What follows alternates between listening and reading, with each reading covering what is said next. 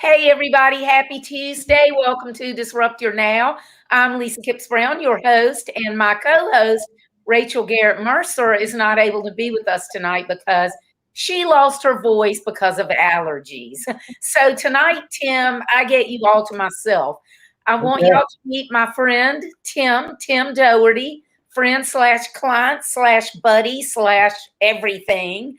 And Tim and I come from a kind of a similar background in that we both have had some things that we had to overcome in family with health and everything, and it really affected our business.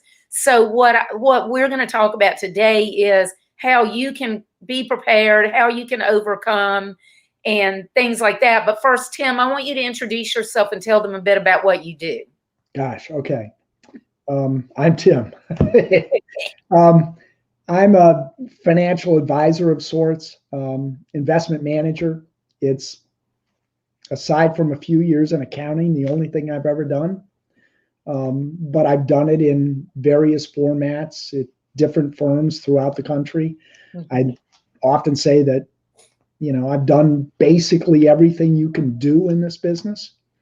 And so I know where a lot of the skeletons are buried, and there are plenty of them. Yeah. And I don't know what else I can say. Well, just so. Oh, and he's in Atlanta. It doesn't matter where y'all live, though. If you need a financial investment advisor, it doesn't matter. And I know probably not supposed to say this, but he has some really interesting clients. I'm not going to say who, but Tim specializes in working with individual stocks, individual investments. So not just plugging something in a computer algorithm to figure out what you should buy. But we're not on here for an infomercial. We're on here to help y'all. We want to help you be prepared for if and when something happens that you need to be able to rapidly adjust your business and your own self. Be prepared, or if you kind of are in the midst of going through something, we want to be able to lend you support. And so, Tim, I have a quote written down from one time when we talked, and I'm not sure if this is your original quote or if you heard it somewhere, but I really, really like this. It says, "What's in your heart can give your head the strength to overcome what's in your gut." Yeah. Well, I was just thinking as you talked about individual stocks, how and preparedness for difficulty. Yeah. And I've run my business with clients candidly in a much better way than I've run my personal life. Hello, that's how we all are. Yeah, well, I don't know. Most people are. After I want to suggest a book, but anyway, the whole point of having a client own individual stocks as opposed to an index of just gobbledygook, everything, is that each of those companies has kind of its own life journey. And you participate in that life journey for better or worse. But you know what the journey's about. And you expect some problems to occur. You might even foresee those problems. And you might, if you're good, you might have a vision about how they will overcome the problems. And so in money, if you want to make billions, find a problem and create a solution. But if you just want to make a lot of money, find a problem and assume a solution. The market, capitalism, creates that solution eventually. Yeah. Whatever pain is involved. Yeah. And so I've done that with the business, but I wasn't prepared in any way. No one can be for the kind of problem that I had. Yeah. And worse, I, for years, did what many people do, particularly with this particular problem. which is I denied it. Yeah. How did this happen to someone in my family? Someone under my care? Yeah. Did I create this? I must have been a part of it. So all of those different things, and you have guilt, and you have, remorse, and sad, all kinds of things going on. But so I've been able to compartmentalize the business and teach people how to think about potential problems. And after all, they're just about money, so they're not real. Yeah. In the sense that, your family or something like that. But I wasn't so good in my personal life. And it's created some regret. So I follow a guy named Whitney Tilson. And Whitney Tilson is an investment guy. Whitney Tilson is the guy who identified the lumber liquidators scandal that was on 60 Minutes, where they were putting formaldehyde into the vinyl floor. Oh, okay. That was being built in China and shipped over here. Okay. Whitney Tilson found many of those kinds of things. Okay. So he's sort of an erudite guy. His parents were met in the Peace Corps, of all things. And here's this guy, they raised this kid who goes to Harvard Business School and, becomes a hedge fund manager from the Peace Corps to the hedge funds. Okay. But anyway, the book is about how to avoid life's problems, how to avoid a bad marriage, how to avoid problems with alcohol or drugs, how to pick the right friends, all those kinds of things that you need to do to be successful, not just in business, but in life. And so as I reflect upon my personal history and then my business history, and the book just was sent to me today, emailed to me today, and I'm probably only a third of the way through it. But I think I'll probably print the book and stick it in the notebook with all the trust papers so that Oliver can read it after I'm gone. Oh, that's a great idea. Really good advice. Yeah, because you're passing along that advice to him when you won't be here with him. Now, what's the name of the book? It is, let's see. I don't remember. Let's see. So somebody sent you the ebook? Yeah. And so you subscribe, and I subscribed for a lifetime, so they sent it to me. And I'd have to go to another, I think I'd lose the picture. Well, that's okay. Yeah, don't worry about it, because we can put it in the show notes. But I have to say, and I'm really interested, I want to read it, but we're all so close to our own stuff that it really is hard. It's much easier to help other people than it is to help ourselves. And when my mother before she was diagnosed with Alzheimer's, I mean, I had realized it. I had started going to the doctor with her. She had realized it. And so, but she could pass all the tests. It said she didn't have it. But even before it got to that stage, I recognized things because I had cared for my father-in-law for 7 years with Alzheimer's. So the little things I started noticing, like bringing a blackberry cobbler over and the middle is soupy, not just not done well soup, things like that. And I would see it and my heart would sink. But then I would justify it to myself and I would be like, oh, it's just this, it's just that, or like the deviled eggs with nothing but mashed up egg yolks, or made correctly, but a whole bunch of eggshells in it, and so I know what you mean. It's like you just don't want to believe that something is happening, and because it's so close. Terrible. Yeah.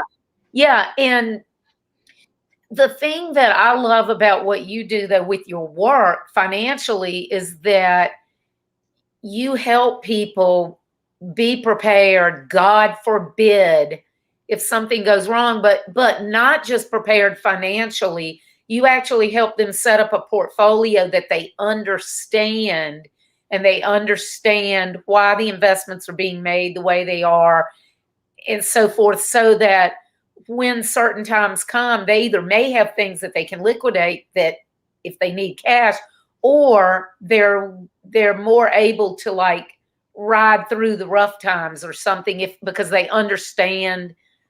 Now, of course, if they have a really bad problem, it doesn't matter because they need all the money.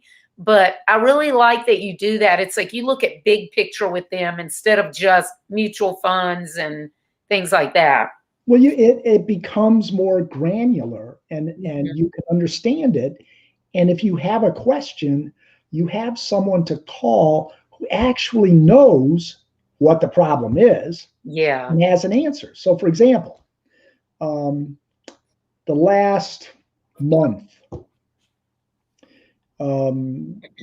people have decided that COVID's over, everything's going back to normal.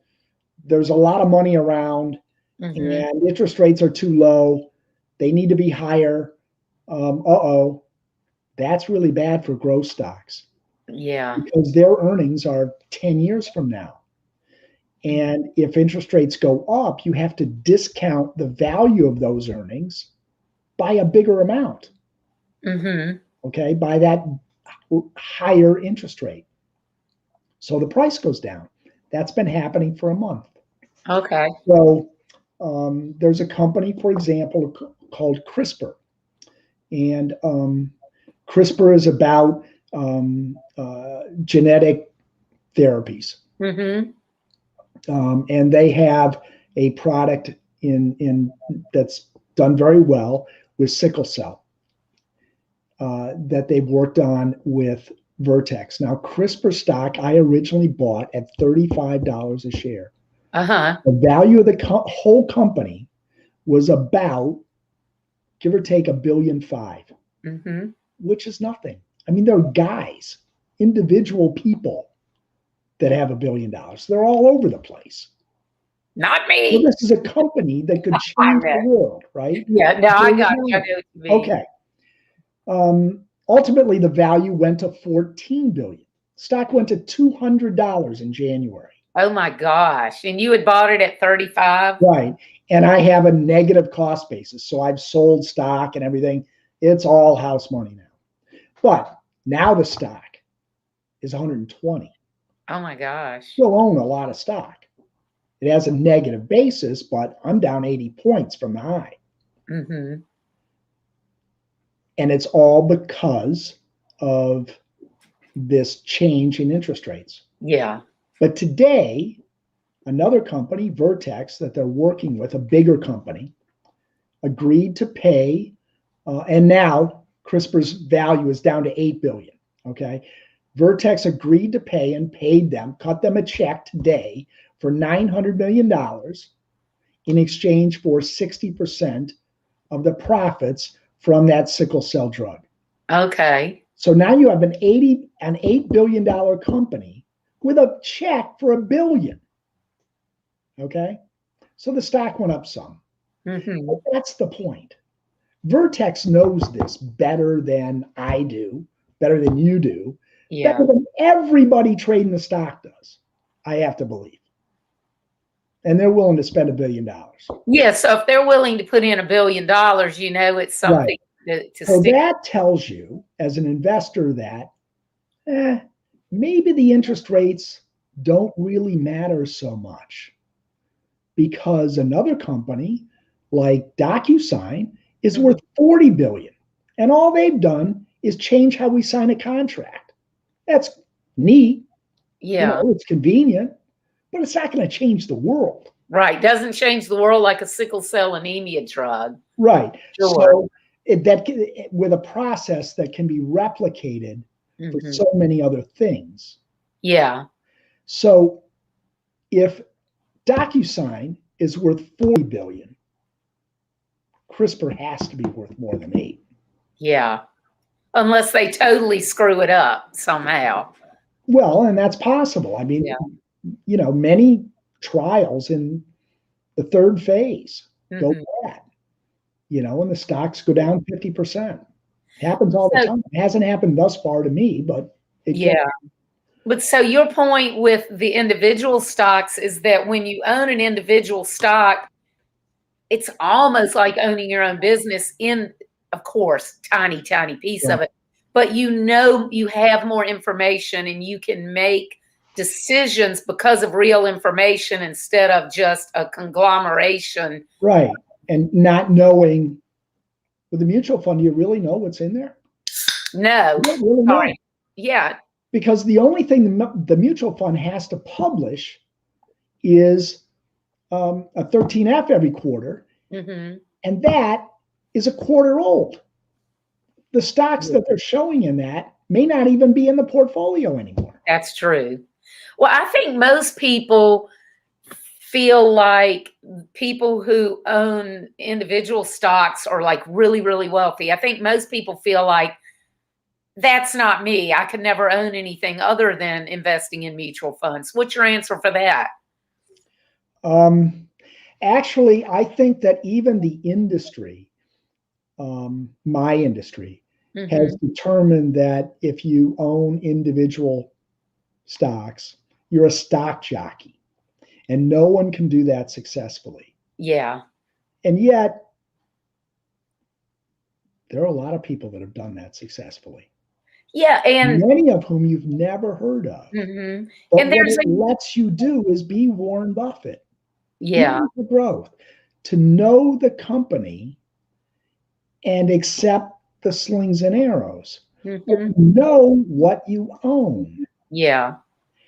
You don't know that with an index or a fund. You just own America, which is good. My father always told me never bet against the Montreal Canadiens, Notre Dame, or America. And he's right.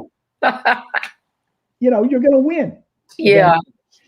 If you have the mental ability to ride out all the volatility. Yeah. And not know why that volatility is occurring or what its ultimate effect will be. Just keep putting your money in. Yeah. So let's talk about it from the angle of business owners, small business owners, which they don't have to be as small as me, anything that technically is a small business. Small business owners, obviously, usually our businesses are our biggest investment.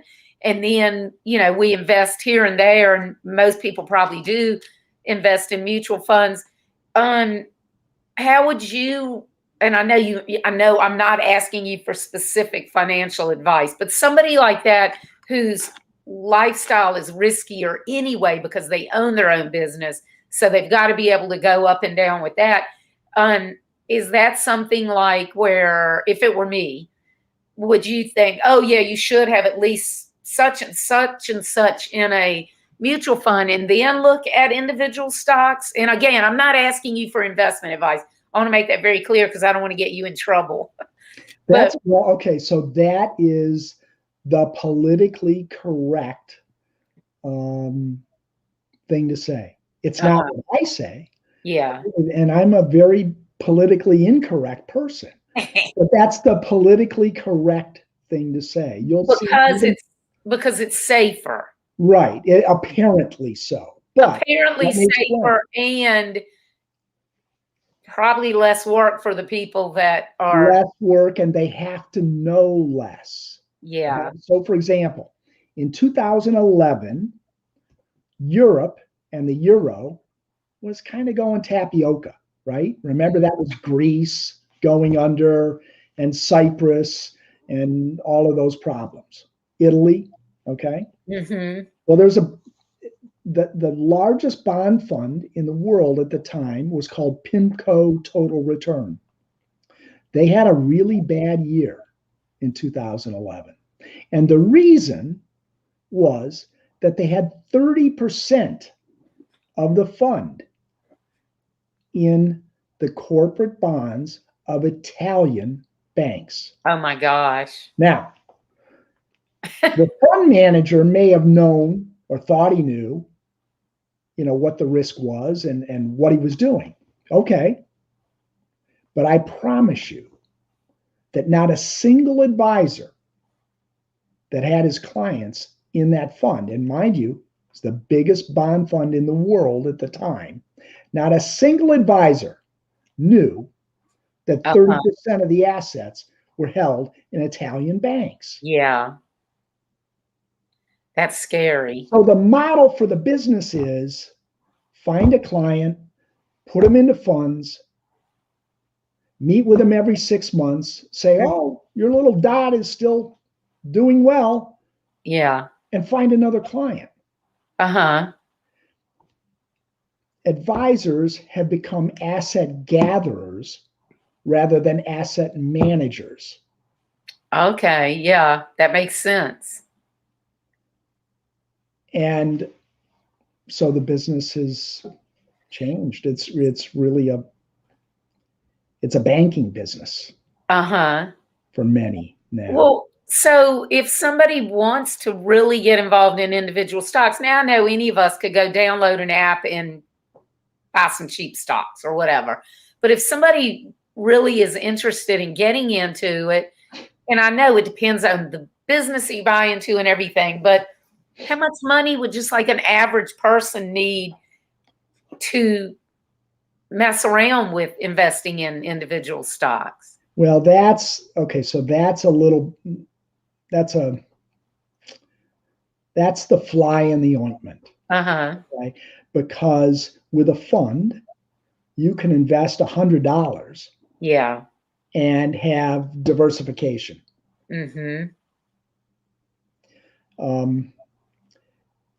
With individual equities, I'd say you probably need at least 500,000. Oh, wow. Okay. And really, to do it correctly, you need $1 million at least. And that's so that you can diversify. You can take that $1 million and diversify that. Right. You're not talking about buying one stock. So, so you already pretty much have to have a good, decent.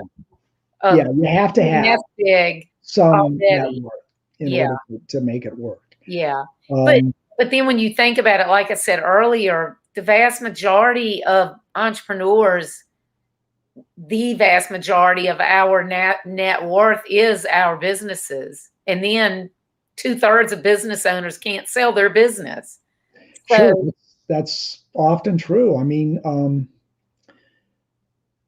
many business owners, while they're operating the business, may just have minimal access to cash.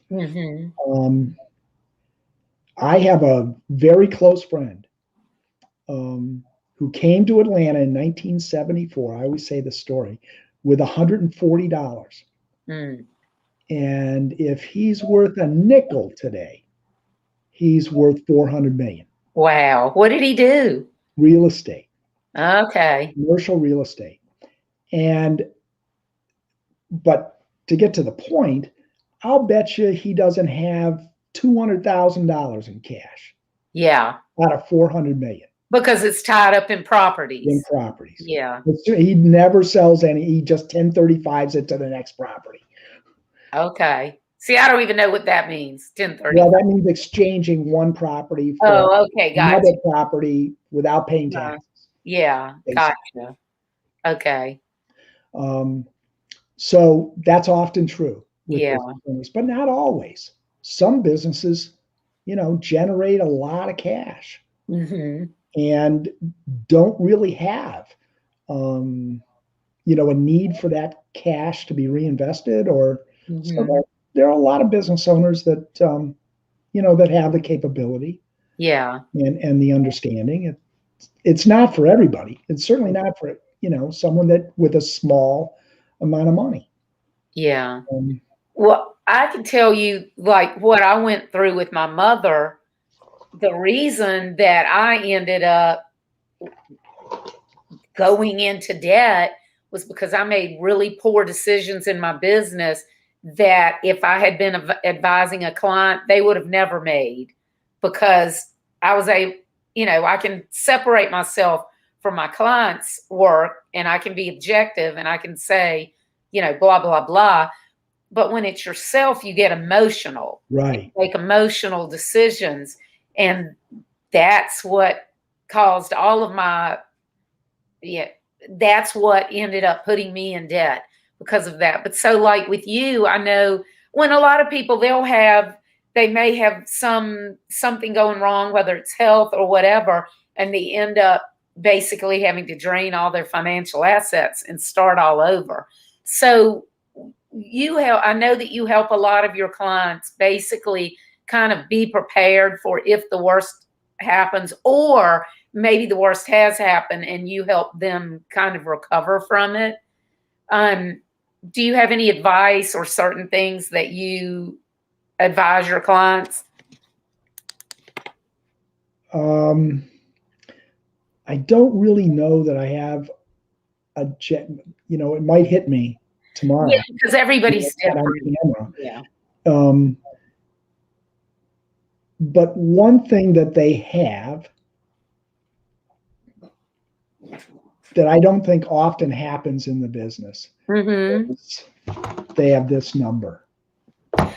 Yeah. Oops, and this thing gets answered on Sunday morning. Okay. On the way to church. All right. If someone is concerned enough to call me on Sunday morning, one of two things is true. Either they're a jerk and they're calling me about a dividend, in which case they're not going to be a client much longer. Yeah, really. Or they're really concerned about something. And they need to have that phone call answered by somebody that can give them an answer. Yeah. Not an 800 number type thing. And I know that's a huge difference with you, because when they call, they get you. They have your cell phone number. Right. They get you. They're not calling and leaving a message on a voicemail for somebody to call when they get back in Monday morning, or an assistant to call back or whatever. Right. And I love that about what you do, because it's like kind of the more old-fashioned financial advisor relationship, right. Yeah. And I don't mean old-fashioned as in what you do is old-fashioned, but the relationship itself. No one does. There really isn't anyone who still does what I do. So I wrote, you put it on the website, so you did read it. I wrote a blog one time from a Wall Street Journal editorial about a doctor making house calls. What I do is that doctor. And that doctor was probably never going to have a Mercedes. Okay. He wasn't going to, live in a $2 or $3 million house. He was going to live in your neighborhood and walk across the street to your house in the middle of the night, as Dr. Horst did when I had asthma attacks when I was 10. Yeah, Dr. Wooding came to our house with his little black little black bag and everything. So there aren't many that still do this in this way. And with this direct sort of contact. There are people who run funds who do it with large staffs and all that sort of thing, and that's a good option. And so because you get so close to your clients and you do have this personal relationship, you're selective about who you accept, not just the amount of money, right, the kind of person they are, because you want it to be somebody that you like and get along with, right? Right. That's how I am, Tim. Yeah. That's why you're my client. I mean, that's right. Right? Because I like you. I've fired many clients over the years, but so, I want people to understand that that's part of a business strategy, that Tim, he can do this business in the way that people used to do it, because his strategy is not volume, keeping on rolling things over. His strategy is in investing in relationships. Right. So I have, and gosh, I'm on now the third generation of a family from Missouri. Mm-hmm. Um, That's that amazing. third generation now includes a PGA professional. Uh-huh. But the second generation for, gosh, I don't know, 10, 15 years, never had more. It goes back to they had a bunch of women's dress shops Okay. in Missouri. Uh-huh. All the money was in the business. Yeah. He didn't have, I don't know, $100,000 Mm-hmm. for 10, 15 years. Now Yeah. he does. They don't have the business anymore. Was he your client then? He was Well, your client then? his father was Okay. Yeah. 30 years ago. And then when it, and then then, the son, and then the daughter okay. and son-in-law. Yeah. Yeah, that's really cool to be working with multi-generations of the same family. Yeah. You have to be doing something right, because there's no way that those generations, not only would they wouldn't stay with you, but they also wouldn't be handing it down and referring down to the But future. this guy is like the brother that I never got to have. That's so cool. So it's more fun. And I do what I do, and I would still do it if I won the lottery. I swear I would. That's how I am, Tim. I'd still be screwing in those light bulbs down. But I'd still do it if I won the lottery. And that friend of mine, the 140 to the 400 million, I asked him, we had dinner. We used to have dinner every Friday night before COVID. And I asked him one time, I said, George, why do you still do this? I mean, after all, you're in horrible shape, physically and everything. You're still working like on Sunday and everything. And he turned to me and said, it's like a treasure hunt. I can imagine. It's like a treasure hunt. Well, that's what looking for stocks is like. It's a treasure hunt. Yeah. See, to me, it's overwhelming. TJ Maxx, Lisa. Okay, you just go through the rack and see what you can find. Yeah. To me, and of course, I don't know anything about stocks, and except the obvious. But for one thing, in a store, I don't have the patience to dig through stuff. I'm one of these people. I go in and I scan, and I'm gone. If a color doesn't catch my eye or something, I'm gone. My sister, oh my God, she could spend 2 hours in the same little place and trying something out. Everybody's different. But to me, the thought is overwhelming of trying to even think about individual companies. So if I had $500,000, let's assume your friend George is going to call me tomorrow and he wants to hire me to do some really important work. Isn't that what you said his name was, George? Right, yeah. Yeah, so let's assume George is going to call me and he really wants me to do some important work, and he's going to fork over $500,000 for me to work with him. I'm going to call Tim Dougherty.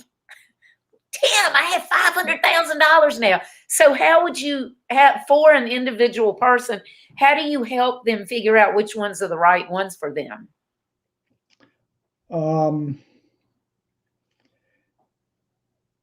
Okay, well,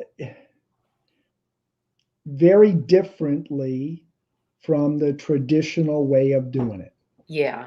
The traditional way is to fill out a questionnaire that asks you, a bunch of different questions about how you feel about risk.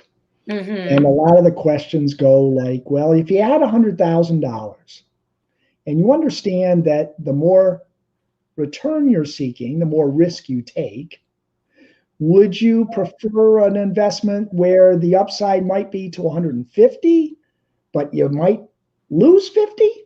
Mm-hmm. Or would you prefer one where the upside's more conservative, say 120, but you might only lose down to 80? See, I'm a gambler. Well, guess what? Gambler or not, or whoever you think you are, okay, your answer to that question has nothing to do with the reality of the situation when it happens. It's like trying to, my tragedy involved my son. Mm-hmm. I couldn't be objective about that. Yeah. Yeah. I might have given the $150,000 answer to it, but when the time came, I was more like the $120,000 answer. Yeah. Yeah, because you don't know until You you're in that you situation. don't know. You don't, well, again, traditional literature would tell you in the situation I was in with my son, well, cut him loose. Yeah, easy to say, Oh, cut him isn't it? loose. Mm-hmm. Try and do it when you're in that situation. That's right. Really, really easy to say. Really easy to say, particularly when you're just kind of writing a book and it's never happened to you, Mm-hmm. or you've never even had children, or Yeah. whatever the case might be. Yeah, But I've had, you don't know how you'll react until you're there. yeah. So the only way to figure that out for another person is you got to get to know them. Uh-huh. You got to play golf with them, or you got to see them on their worst day. Yeah. You have to listen to them complain about their spouse and understand why they're complaining. Uh-huh. Their kids or their job or whatever it is. That's when you get to know them. It's like anthropology. And in order to do that, you got to have this. Yeah. Form. It's like anthropology. You're getting to know them so deeply that, I mean, you're really, really researching that person and getting to know them as a person so that you can tune in to how they think, so that you can use that to help you give them the guidance based on how you can imagine that they might react in the future. Is that kind of it? Yes. And also to help them understand the situation better. Yeah. Once the problem happens, because it really doesn't matter what stocks they own. There are going to be problems. True. It might be a big conservative company like Honeywell, or it might be CRISPR, but there are going to be problems. Yeah, they could be like Boeing. I mean, I don't know. Right, or Boeing, right. Yeah. Perfect example. Mm-hmm. There are going to be problems and opportunities that come out of those problems. And so you have to teach, what to do about those situations. So, well, I've known too many people who have had issues in their life with their children and, really, really sad situations. I know one person, they literally had a third mortgage on their home. I didn't even know you could have a third mortgage. Wow. Had a third mortgage on their home. And thankfully their son is clean, knock on wood, right now. But I've known too many people like that. So when somebody gets into that situation, like you said, it's really easy for people to say, cut them loose. But when you're in the middle of it, I can imagine all you want to do is anything at all that you think can help. And so save them. Yeah. And that may be what put you and them in the situation to begin with, but you sure don't know it at the time. Yeah, you don't. All you know is I need to get from point A to point B. Yeah. And I need to do whatever it is I have to do, because the ramifications are so great if I don't. Yeah. Just do whatever. So it can be a difficult thing. Yeah. Well, and we had totally different situations, but like with my mother, Tim, even when I saw it coming, she was still calling me and reminding me of dates and times. Now, I know you can believe that. Yeah, because you know what I'm like. But it's like, oh my God, she has Alzheimer's and she's the one keeping me straight. What does this say about me? But instead of me go logically saying, okay, I have some employees. I don't have that big of a business. this is easy for me to figure out what services to get rid of, which things to do, narrow down, niche down, automate, and all that stuff, so that I can operate my business more efficiently at lower cost and have the time to take care of her. Instead of doing that, I went the total opposite way and I convinced myself that I needed to do what everybody else does and hire somebody to help run the business. And that's a prime example of that we're terrible at assessing our own problems. Yeah. And again, I'm only a third of the way through this now untitled book. But one of the things that they say is don't, make those kinds of judgments when you're under a lot of stress. Exactly. At that point in time. That's exactly when you have to make judgments. And you don't think, so for example, for my mother, she only weighed 110 pounds, never smoked, never drank, ate very little meat, not because she was a vegetarian. She just didn't really like meat that much. Very, very, very active. She worked probably more hours volunteering than most people work, probably more than 40 hours a week. Multiple volunteering things. When she wasn't volunteering, she was out visiting other older people, in assisted living or whatever, so they wouldn't be lonely. She did everything they say to do to minimize the risk of Alzheimer's, yet she ended up with it. And that's why I think that's part of the reason I was in so much denial for so long. Because even though we'd gone through it with my father-in-law, and oh, by the way, he also was very thin, didn't smoke, didn't drink, ate really good. I mean, even back in the 70s and 80s, wasn't eating trans fats. I didn't even know what the hell trans fats were back then. But so it's it's really hard for you to prepare yourself, even when you see it coming. You kind of see it happening, but you're like, this can't be what I'm thinking might be happening, can't really be what's happening. And you probably kind of felt the same way, or yeah, it's happening, but it's just like a one-time thing.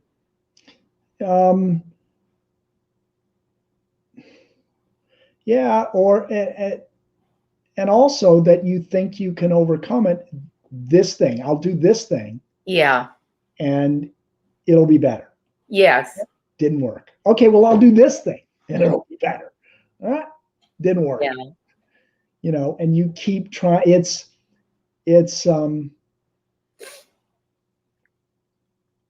well, but let me preface this so it's not too politically incorrect. Okay? One of the things that's happened in the last year is that I must know, I don't know, 10 guys who said, oh, it's just the flu.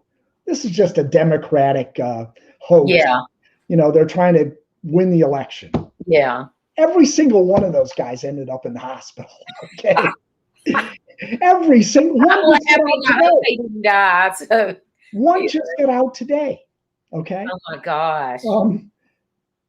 But they all had that predilection. Okay. It's never going to happen to me. Yeah, it's not going to, and even if it does, it's just not going to be that big a deal. Yeah. Okay? Things happen that you don't, and they seem to happen most to those who are in the greatest denial. But anyway, but the whole thing, I have to do this, I have to do that. It's like, there's this huge pandemic and we're the government. We've got to do something. We at least have to look like we're trying. I got it. Wear a mask. We'll tell everybody to wear a mask. That'll solve the problem. Really? Well, and I guess it's kind of the same like with us when we're going through something with a family member, somebody that we love. We're like, I have to do something. I have to do something. I have to act. I can't just sit here and not do anything. I have to feel like I'm doing something. And it's such a hard place to be in. It's a really hard place. And I see it not only investing, I tell clients with in careers where they get immediate acknowledgement of whether they're right or wrong, just like they do in the market. You know, you buy a stock, bam, it either goes up or down. If it went down, you may be right eventually, but right now, you're wrong. Yeah. No matter what the guy on TV says, well, I was early. No, you're wrong. Be a man and admit it. Yeah. But they, you know, the head game of it is so much the same as investing. You judge yourself, you know, every minute of the day because you get this feedback. Yeah. You know, or at least I do. I know I'm only right 65% of the time. I've done this for over 30 years. I know what the numbers are. I'm right 65% of the time. I think I'm pretty good. But you know what? The worst are right 50% of the time.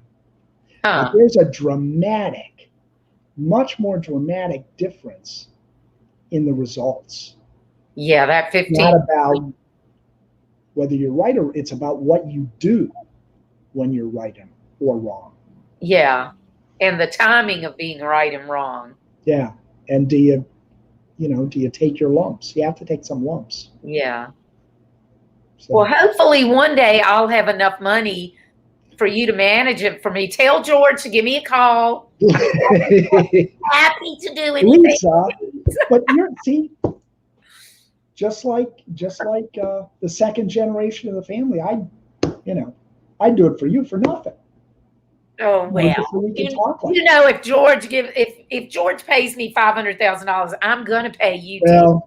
I know George better than you do, and he ain't gonna pay me $500,000, right?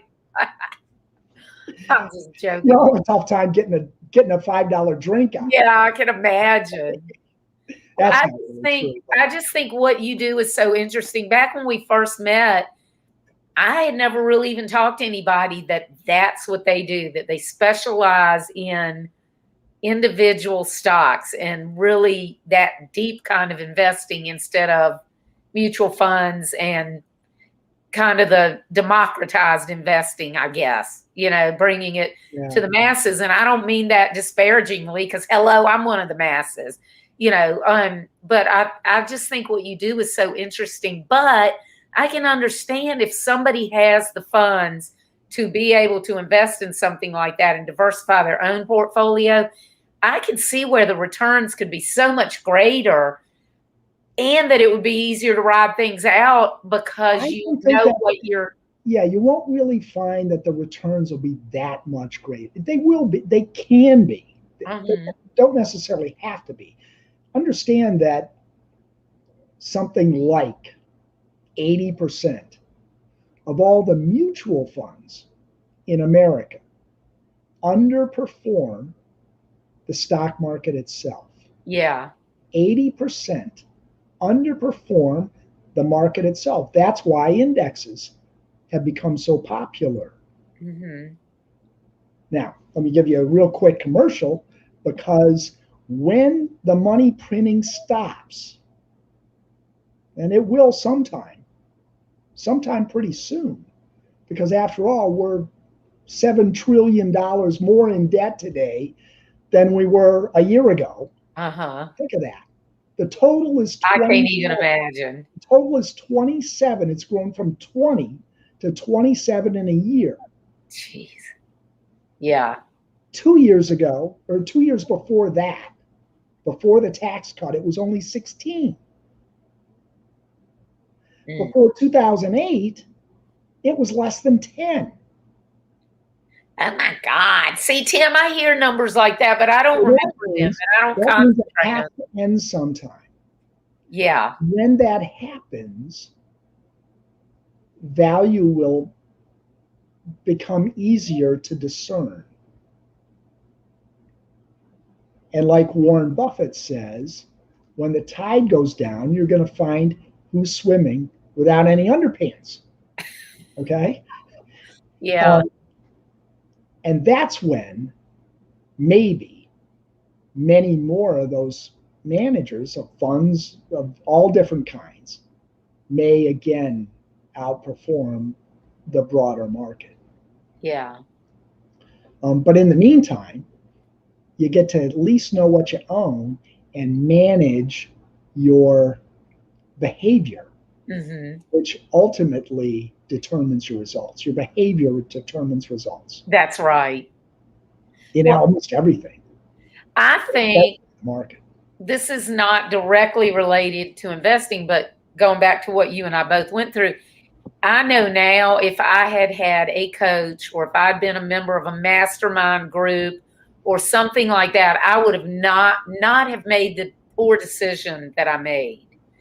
And I would have ended up being so much better. Now, I'm not saying that it wouldn't have been a sorrowful time. It would have been. It would have been hell because I was losing my mother every day, over and over. But I know that I would not have made the kind of decisions that I made. And I bet the same thing for you. So one thing that I want people out there to be thinking about is, having a coach, having a mastermind group, having a peer group of entrepreneurs who they don't have to be in your same industry, but just people who own their own business and they're decently smart people. It gives you a different perspective to bounce things off of, and they're able to see what you're going through from a different angle than you are. Doesn't mean you have to do what they say, but at least, like in my case, they probably would have said, whoa, slow it down, back it on up.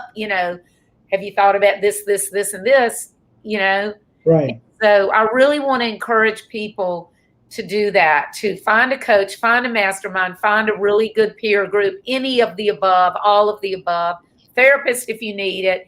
And then when you have at least $500,000, and if you're a nice person, that Tim would want to be friends with, contact Tim because he can hook you on up, right? Well, hey, we'll try. But Lisa, I would like to take the opportunity to thank you for your kindness for over a year now, I guess it's been. Yeah. I didn't have any idea how to really put a website together or do any of this sort of thing. I can tell you, I always tell people that, I can tell you how much the Peak chip sells for. Okay. But I could barely log on to an HP notebook. And, we ran into one another because I just happened to be going through LinkedIn and I saw your picture with someone else I knew. Yeah. And I thought you were somehow connected, and I kind of reached out, I think. Yep, you did. Because I'd lost that other connection. And then we talked on the phone. Yeah. And we realized that we both had gone through totally different scenarios, but had gone through our own tragedies. And I think it just attracted us to each other. Yeah. But when you have a really bad experience, it changes you. It does. And it changes how you look at people. And you learn something I never knew, which is how to identify who's real and who isn't. People show it. When you're down, people show it. Yeah. Initially, they're there for you. But after a month or so, they're busy. Yeah. And you've just been a rock for me. Well, thank you, Tim. I feel blessed to have met you and be your friend. So, well, someday we'll be able to do that. If I know, my husband's had a mask, will you? Well, my husband's had both of his shots. I got my first one. My daughter and her son, my daughter and her son, my daughter and her husband who live right there in Midtown Atlanta. They've got both of theirs. So everybody's waiting on me to get my second one. So once I get my second one, we'll come down. I got my second one last week and I didn't get sick. Good for you. Yeah. Like the night I got it, I was, okay, I'm going to really relax. I'm going to go to bed early because tomorrow's going to be really bad. Tom had a lot of pain with his, aching all over. Doesn't know if he had a temperature because he was taking ibuprofen. But then Erin, my daughter, she got really sick and she had a fever of like, it was going back and forth between 100 and 102 up and down for a couple of days. But she texted this morning and said the fever was gone. But Erin's high risk. So that's the thing that's made me more aware of like the masks and stuff, more aware of realizing that people can be high risk and we don't realize it. So it's like we're not doing it for ourselves, we're doing it for them. Because she's only 30. Well, she just turned 31. You would never think she's high risk, but she's got severe asthma and some other things. Yeah. And they actually had a 23-year-old acquaintance who passed away within 2 weeks of getting it. Yeah. I mean, you know, like I said, these fellows that I know that, you know, poo-pooed it. Yeah. And looked at it politically and everything. Yeah. In the hospital. Isn't it sad that we can't even get sick without being political now? Oh, just, you know. Well, Tim, I want to thank you for being on here with me. Well, thanks. I want to thank you for your friendship and for all the laughs that we have. Yeah. And I was panicked like a week ago. Remember, I sent you the email. We need to talk. Yeah. You're like, oh my God. Yeah. I mean, you know, it's just me having a conversation with you. It's like we're sitting across the table from each other. Yeah. But I really am looking forward to when we get to come back down to Atlanta and we can go out and have a cocktail or dinner together or something. Well, that'd be great. Tell George to come along too and bring his checkbook. You know, Atlanta's like, it is totally normal now. The traffic is 100%. That's good. The restaurants are full. Yeah.